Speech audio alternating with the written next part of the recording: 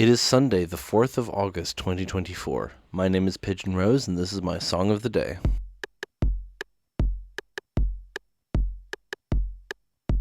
So here's an interesting one for you. The artist we're talking about today is called An Unkindness, which is a reference to the collective noun for ravens. A group of crows is called a murder of crows. A group of ravens is called an unkindness of ravens, which is great. An Unkindness is the stage name of a musician called Adam Johnston. You might know that name because he is also the creator of YourMovieSucksDotOrg, or YMS, which, as the name suggests, is a movie review show. He makes movie reviews there. He does live streams where he watches movies. He watches the Oscars every year. You know, he's one of those movie reviewers, and he also makes really good music. And it's funny, I feel like a lot of people don't know that. They don't connect the two maybe, but I mean, his movie review stuff is way more popular than his music is. But this song we're talking about today is a song called Fragments from 2010, but it was covered in 2017 by Blondie of all bands, which is wild. And I feel like that got him a lot of fans musically that wouldn't have necessarily watched his YouTube stuff, because if you're listening to Blondie in 2017, you're probably of a certain age, you know, and so it would have introduced a lot of people who wouldn't know Your Movie Sucks to his music, and that's great because it's great music. And it kind of weirdly did that for me as well, because I watched Your Movie Sucks. I don't watch him that much anymore, but sometimes I occasionally put on his videos, but I watched him a fair bit at the time, and then you know, I was just like looking at new releases, and there was a new Blondie album, and I listened to this song, and I was like, oh, this song is really good. And then I discovered that it was a cover of a song by Adam Johnston, and I was like, what the fuck? Of all the things, I was not expecting that, but that introduced me to his music, and I'm so grateful for that, because he later released an album called 10 Years, which is fantastic. I'll definitely be doing some songs from 10 Years at some point. This song that we're doing today was just on an EP called 4 Songs, but yeah, we'll definitely get to that at some point. I'm just gonna stop talking now, and we'll listen to it, and then come back in a few minutes and talk about it.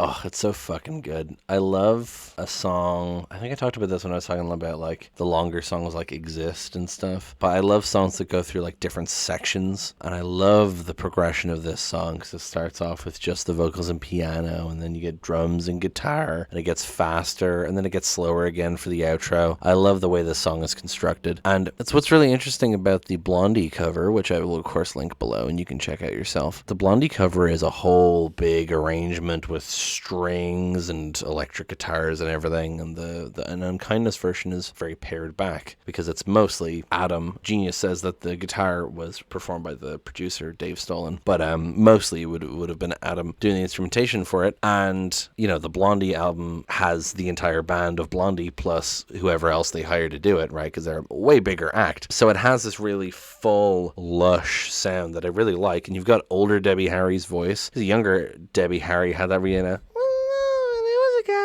really pretty voice, you know. Or if you want to go more sure shot, go out to the parking lot.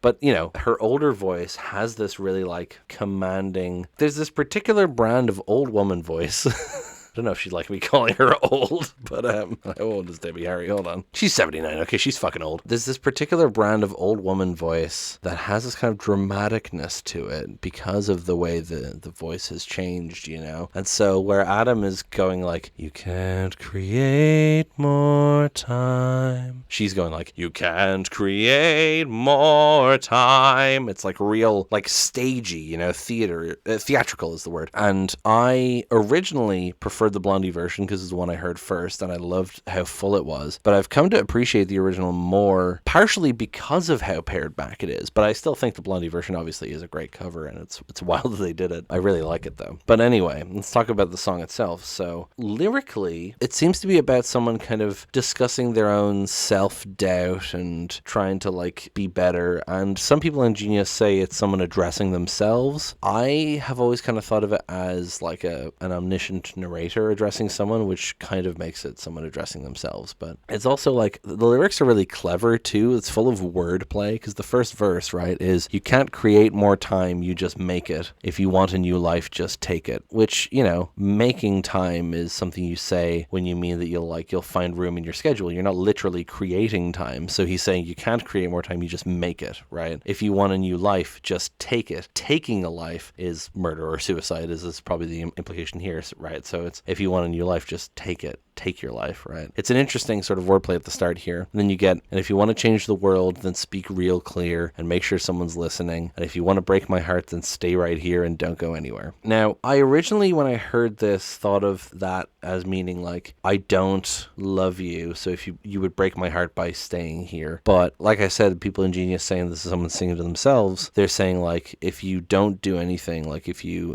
don't do anything with your life and you just stay stagnant, that would break my heart, right? Which I think is a fair interpretation here. And then you just get the repeated line, do you love me now? Which is kind of the refrain throughout the song. Do you love me now? 8 times, and then everything comes in pieces. Do you love me yet? Fucking prove it. Try to ask yourself, are you really different? So that fucking prove it caught me off guard the first time, and I love how it sounds, because he puts the emphasis on it, fucking prove it. And the same with Blondie singing it as well. Debbie Harry singing it is great.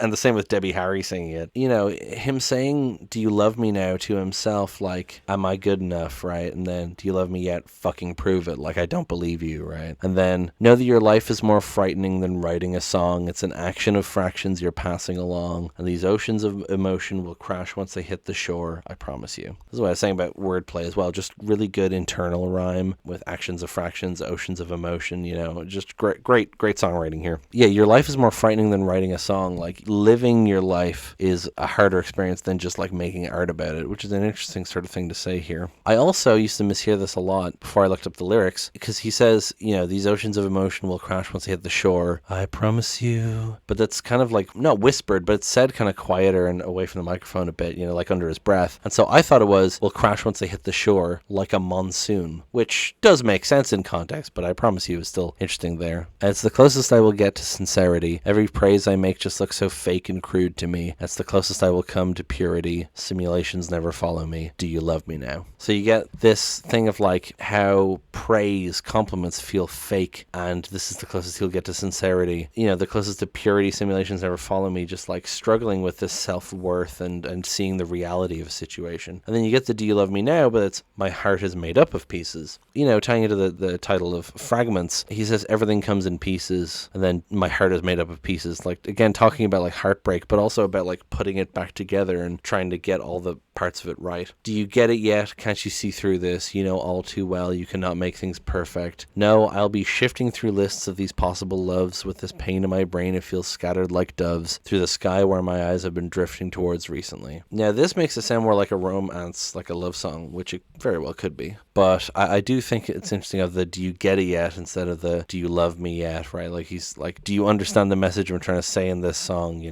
know all too well you cannot make things perfect. Again, speaking to this insecurity, this like, oh, I need to be perfect. You can't be perfect. That's not how things work. I will always, of course, enjoy a reference to doves. Shifting through lists of these possible loves, pain in my brain feels scattered like doves. Like, he's running all these bad things through his brain and racking his brain, trying to think of why it's like this and how it hurts him, And it's the closest I can be to egocentricity. This overwhelming sense of rejection will sneak behind and tear at me, and it'll slam me to the ground into reality, and I'll deal with my disparity. So he's saying here about like, he's trying to be self-confident, but that feels egotistical to him. And he knows that the rejection, the thing that will sneak up on him, it'll slam him to the ground into reality. Like, he'll be brought back down to earth, and he'll have to deal with his disparity of being self-confident without liking himself and all that, right? Then you get the do you love me now, but then it turns into don't you love me now, and then why don't you love me now, which just really underlines the desperation in the song, especially with the way he sings it, because I forgot to point out in the second chorus, because the first chorus is just, do you love me now?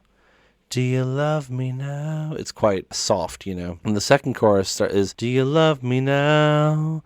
Do you love me now? Right, but then it goes into, do you love me now? Like, he hits a higher note there, and then in the final chorus, it's, do you love me now? Do you love me now? Do you love me now? Don't you love me now? Don't you love me now? Why don't you love me now? Why don't you love me now?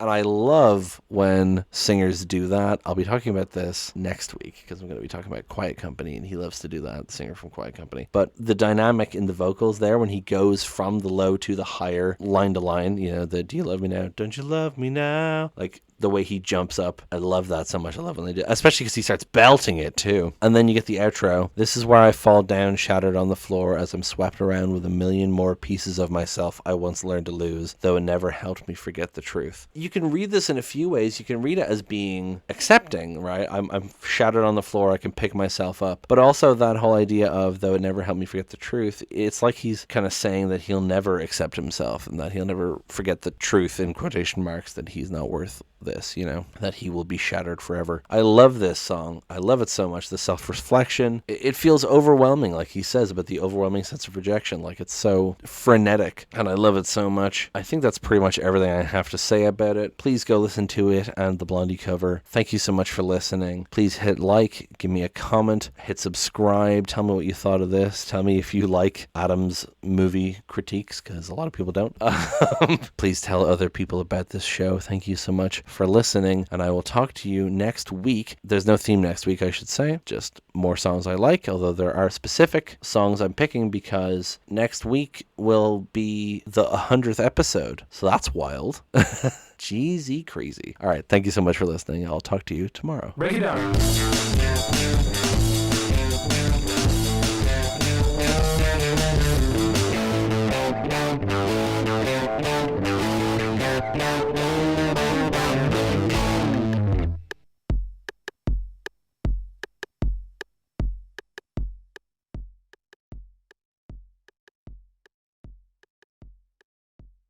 It's really interesting when you compare it to the... I can hear a helicopter. Hold on. God, that's loud.